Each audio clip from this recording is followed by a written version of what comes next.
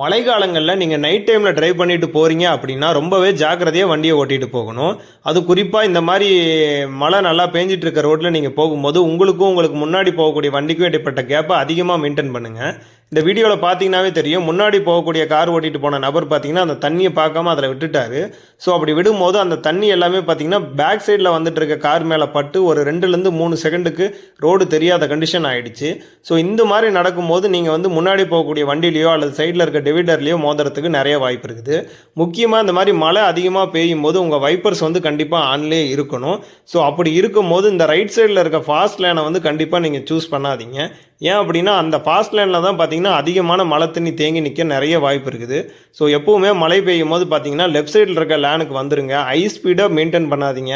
நார்மலான ஸ்பீடை விட கம்மியான ஸ்பீடு, அதாவது ஒரு 60 கிலோமீட்டர் வேகத்துக்கு உள்ளே நீங்கள் போனீங்கன்னா மட்டும்தான் மழை நேரத்தில் கண்டிப்பாக சேஃபாக நீங்கள் வண்டியை ஓட்டிகிட்டு போக முடியும்.